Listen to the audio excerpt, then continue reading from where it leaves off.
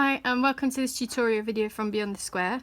In this video I'm going to show you how to turn your work whilst working in rows without doing a single crochet or a double crochet chain at the start of a new row. So traditionally when you were going to turn your work, you would do like here where you're using double crochets. You would chain 2 at the beginning of a row and then carry on working your row, starting with the next stitch where this stitch counts as the first double crochet. So if I work this row, you'll see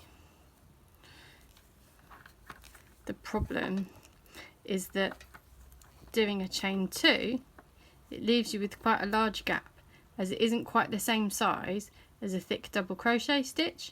The same as if you do a single chain, if you're working in single crochet, it leaves you with a bit of a gap, quite an unsightly gap. So how to get around this is, instead of doing 2 chains, just reposition the camera.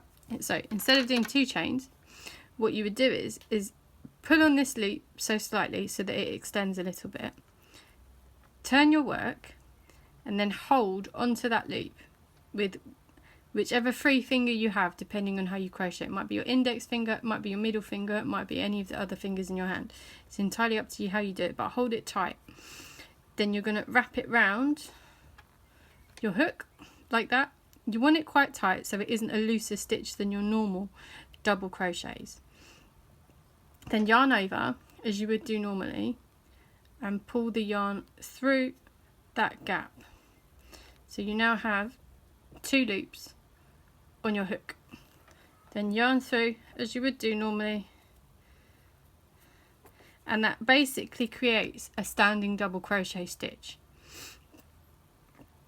You can also use this stitch to work a chainless starting row, but that'll be a bit more complicated. That will be in another tutorial video.